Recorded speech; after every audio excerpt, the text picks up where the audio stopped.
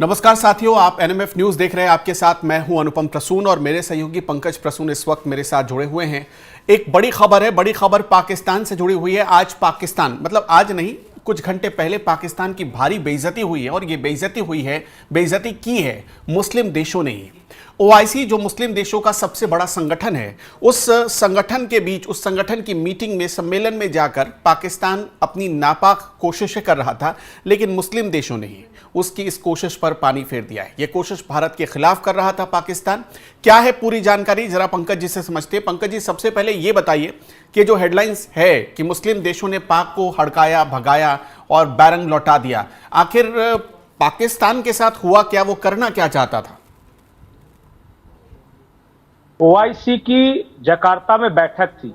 OIC के जो parliamentary board एक होते हैं वहां पे, उनकी जकार्ता में बैठक थी। और मतलब इंडोनेशिया, जो खुद एक मुस्लिम देश है। इंडोनेशिया, हाँ, इंडोनेशिया की राजधानी जकार्ता में बैठक थी।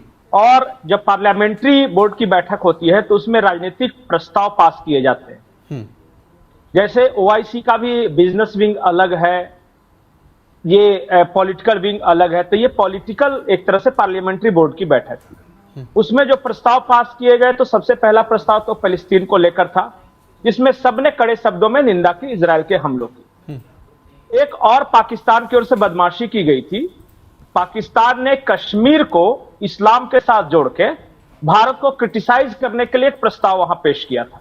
ठीक है कि अब हुआ इसमें क्या कि जितने भी वहां देश थे, मुस्लिम देश, उसमें इंडोनेशिया ने विरोध किया इसका। सबसे पहले कहा कि ये टेरिटोरियल डिस्प्यूट है, इसका इस्लाम या हिंदू से लेना कुछ नहीं है, ये पाकिस्तान और इंडिया के बीच जो है वो लैंड डिस्प्यूट है। उसके बाद इंडोनेशिया का साथ दिया बहरीन ने और मिस्र ने, इजिप्ट ने। उन्होंने कहा कि हाँ भाई, ये भारत और पाकिस्तान के बीच जमीन के टुकड़े को लेकर विवाद है, इसमें इसे इस्लामी देश का मुद्दा बनाना कहां तक सही है। और इस तरह पाकिस्तान का जो प्रस्ताव था वो गिर गया। और गिरा नहीं, उसमें वर्ड्स चेंज कर दिए गए। उसमें पहले यह लिखा हुआ था पाकिस्तान की ओर से कि ओआईसी कंट्रीज जो है वो कंडेम करते हैं भारत को और वो कश्मीर इशू को लेकर पाकिस्तान के साथ है। अब जो वर्ड्स चेंज किए गए उसमें यह था कि हाल के दिनों में भारत ने जिस तरह पहलगाम अटैक के बाद पाकिस्तान पर जो आरोप लगाए हैं, ओआईसी के देश उससे चिंतित हैं और इसके साथ ही हम चाहते हैं कि कश्मीर समस्या का जल्द समाधान हो जाए। ये इतना बदलाव कर दिया उस लैंग्वेज में।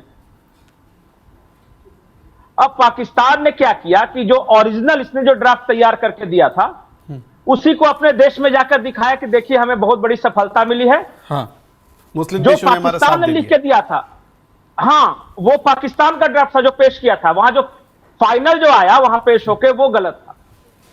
इससे पहले भी ओमान ने भी विरोध किया था पाकिस्तान का। ओमान भी एक मुस्लिम देश है।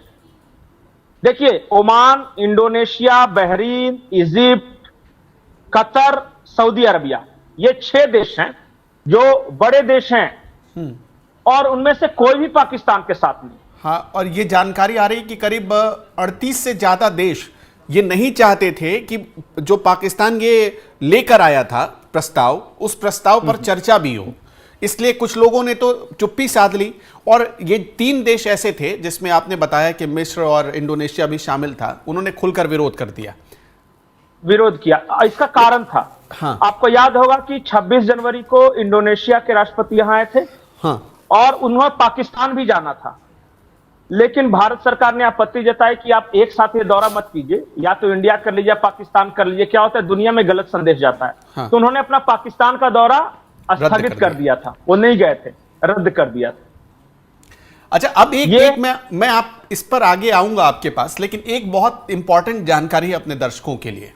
जानते हैं दोस्तों, हमारे देश में कुछ ऐसे लोग हैं जो फिलिस्तीन का खुलकर साथ देते हैं, इजराइल के खिलाफ बोलते हैं, इजराइल को नीचा दिखाना उनका मकसद होता है। आगे हम कुछ ऐसी तस्वीरें भी आपको दिखाएंगे, और ताकि आपको कुछ पता चल सके, क्योंकि ये जानना आपके लिए बहुत ज़रूरी है कि कैसे हमारे देश में बैठे कुछ लोग भारत को नीचा दिखाने के लिए, इजराइल को नीचा दिखाने के लिए फिलिस्तीन का साथ देते हैं, लेकिन जानते हैं ओआईसी की इस बैठक में फिलिस्तीन ने पाकिस्तान का साथ दिया।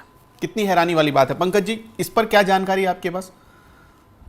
ये जो प्रस्ताव था कश्मीर वाला प्रस्ताव, उस पर फिलिस्तीन ने पूरी तरह पाकिस्तान का साथ दिया और कहा कि हां, भारत को क्रिटिसाइज करना चाहिए और हमें यह प्रस्ताव देना चाहिए कि कश्मीर पर भारत का जबरन कब्जा है। ये फिलिस्तीन कह रहा है। इतने कठोर शब्दों का इस्तेमाल पाकिस्तान ने भी नहीं किया था। हाँ। लेकिन फिलिस्तीन ने अपनी ओर से कहा कि यह लिखा जाए कि भारत का जबरन कब्जा है कश्मीर पे, और उस फिलिस्तीन का साथ देने के लिए हमारे यहां बैग लेके पार्लियामेंट में घूमे जा रहे हैं। हाँ। और वो तस्वीर दिखाएंगे, थोड़ी देर में दिखाएंगे अपने दर्शकों को जी। एक भी ऐसा प्रस्ताव बताइए जो फिलिस्तीन ने भारत का कभी साथ दिया हो। कभी भी। इजराइल ने भारत का साथ दिया है, बहुत ऐसे उदाहरण हैं, लेकिन फिलिस्तीन ने कभी भारत का साथ दिया, वो हमेशा पाकिस्तान के साथ। क्यों हम पीछे जाएं? भारत पाकिस्तान युद्ध में ही इजराइल ने भारत का साथ दिया। अभी ये तस्वीर देखिए, फिलिस्तीन हमने वो तस्वीर लगा दी अपने दर्शकों के लिए। ये फिलिस्तीन है जो कि भारत के खिलाफ ओआईसी की बैठक में प्रस्ताव पास कर रहा है। नहीं, पाकिस्तान से भी ज्यादा कड़े शब्दों का इस्तेमाल कर रहा है। पाकिस्तान ने जो शब्द इस्तेमाल किए थे वो ये था कि कश्मीर समस्या का जल्द समाधान हो, हम भारत पे दबाव डालेंगे, या भारत ने एग्रेशन किया है पाकिस्तान के ऊपर। लेकिन फिलिस्तीन के जो शब्द थे वो ये थे कि भारत जबरन कब्जा करके बैठा है कश्मीर पर। ये है फिलिस्तीन। और हमारे यहां तो लोग फिलिस्तीन समर्थक बहुत हैं। देखिए, मैं एक बात साफ साफ बोलता हूं कि पाकिस्तान एक कोशिश कर रहा है, और कोशिश यह है कि भारत पाकिस्तान के बीच जो भी चल रहा है उसे इस्लाम बनाम अदर रिलीजन करके एक नैरेटिव पेश करे दुनिया में भी, और इसलिए बार बार ये मुस्लिम मवालिक शब्द का इस्तेमाल करता है। लेकिन दुनिया के जितने बड़े इस्लामी देश हैं, बड़े इस्लामी देश, जैसे सबसे ज्यादा जनसंख्या मुसलमानों की है इंडोनेशिया में, वो पाकिस्तान नहीं भारत के साथ है। पाकिस्तान से ज्यादा मुसलमान भारत में हैं। उसके अलावा और बड़े देश जैसे मिस्र हो गया, जिसको अंग्रेजी में इजिप्ट कहते हैं, वो पूरी तरह भारत के साथ। सऊदी पूरी तरह भारत के साथ। कतर भारत के साथ। यहां तक कि ईरान शियाओं का सबसे ज्यादा बड़ा मुल्क है, लेकिन वो भारत के साथ। कोई भी मुस्लिम देश लगातार पाकिस्तान के नैरेटिव के बावजूद पाकिस्तान के साथ नहीं है। बड़ा जो प्रोमिनेंट मुस्लिम देश है उनके साथ फिलिस्तीन है, यमन है, इस तरह के देश, सीरिया वगैरह हैं। ये कैसे देश हैं आप समझ रहे हैं? आतंकियों को पालने के लिए ही बदनाम है पूरी दुनिया में। और मैं बता रहा हूं कि पाकिस्तान का सबसे बड़ा मददगार कौन है पता है? जिसने सबसे ज्यादा मुसलमानों पर अत्याचार किया है, चाइना। उइगर मुसलमानों पे न रमजान में उपवास करने देता है, न रोजा करता है। कहता है कि दुकानें अगर रमजान के दिन बंद रखा तो तुम्हें सोचो क्या कर लेंगे। दाढ़ियां जला दी गई, जबरदस्ती शेविंग करने कही गई उइगर मुसलमानों पर। वो आज पाकिस्तान का सबसे बड़ा दोस्त है। पंकज जी, हम तस्वीर दिखा रहे हैं, प्रियंका गांधी की तस्वीर है, सांसद है हमारे देश की, फिलिस्तीन का बैग लेकर संसद में गई थी ये बताने के लिए कि वो फिलिस्तीन का समर्थन करती हैं। कुछ ऐसे भी हमारे देश में सांसद हैं जो जब अपने सांसद बनने की शपथ लेते हैं तो लास्ट में जय फिलिस्तीन का नारा लगाते हैं।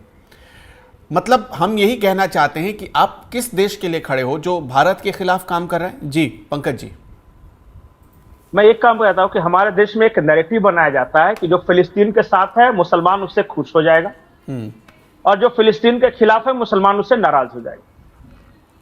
अनुपम, दुनिया में कितने मुस्लिम देश हैं? 57। एक ऐसा देश बताइए जो फिलिस्तीनियों की मदद कर रहा है जब वो भूखे मर रहे हैं, तो जिसने ग्रांट भिजवा है अपनी ओर से। भारत ने तो भिजवाया है, लेकिन भारत मुस्लिम देशों में तो मुझे कोई याद नहीं आता।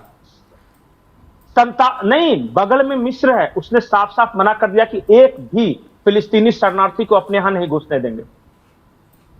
बगल का देश देखिए, जॉर्डन है, उसने किसी भी तरह से मदद करने से मना कर दिया। और इस युद्ध काल के दौरान सऊदी अरब और कतर अब्राहिमिकल एकॉर्ड साइन कर रहे हैं इजराइल के साथ कि हम व्यापार बढ़ाएंगे। सीरिया, जिसमें डोनाल्ड ट्रंप मिलने गए थे, उसके जो हेड था, जलवानी नाम है ना, उसने कहा है कि हम अब्राहमिकल अकॉर्ड के हिस्सा बनना चाहते हैं, जिसमें इजराइल के साथ बेहतर ट्रेड संबंधों की बात कही गई है। तो ये सीरिया हो गए, ये सऊदी हो गए, ये कतर हो गए, ये इजराइल के साथ फैक्ट साइन कर रहे हैं तब जब इजराइल हमास पे हमला कर रहा है। जॉर्डन हो गए, मिस्र हो गए, इन सब ने एक भी फिलिस्तीनी शरणार्थियों को लेने से मना कर दिया है। ये सब मुस्लिम देश नहीं है क्या?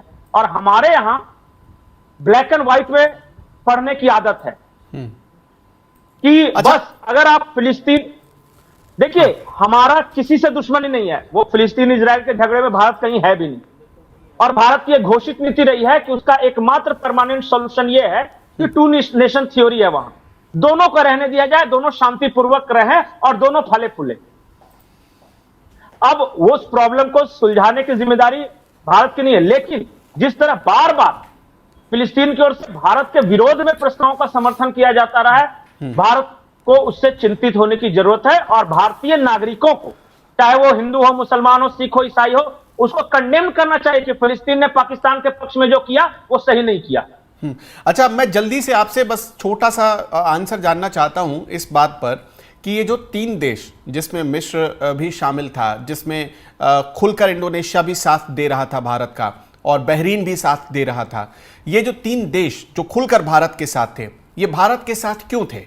अब लोग इसका भी जवाब जानना चाहेंगे। सबसे बड़ा कारण मिस्र के साथ अभी बातचीत हुई है भारत की, भारत उन्हें ब्रह्मोस मिसाइल सप्लाई करने वाला है, डिफेंस डील्स की बात हो रही है। तो जब रिश्ते इस तरह प्रगाढ़ हो जाएं कि जब स्ट्रेटेजिक अलायंस और डिफेंस अलायंस होना शुरू हो जाए, तो समझिए कि वो दोस्त देश है। तो एक तो इस वजह से मिस्र भारत का साथ दे रहा है। दूसरा, इंडोनेशिया का सबसे बड़ा अभी प्रॉब्लम है ट्रेड एंड कॉमर्स। भारत के कलकत्ता से एक 4 लेन रोड निकल रहा है। जब शेख हसीना थी तो वो 4 लेन बांग्लादेश में जाके 8 लेन होने वाला था, और फिर मणिपुर के रास्ते जाके वो म्यांमार में घुसकर वो एशियान कंट्री को जोड़ने वाला था, जिसमें सिंगापुर हो गया, इंडोनेशिया हो गया। और भारत ने 3 नए ट्रेड रूट खोले हैं, इंडोनेशिया, जकार्ता, उसकी राजधानी तक के लिए, उसके बाद सिंगापुर के लिए, फिलीपींस के लिए, थाईलैंड के लिए। तो वो ट्रेड देख रहा है और इसको वो प्रगाढ़ करना चाहता है। डिफेंस डील्स भी हुई है। बीच में ये चर्चा आई कि भारत सप्लाई करेगा, वहां भी ब्रह्मोस सप्लाई किए जाने की बात की जा रही है।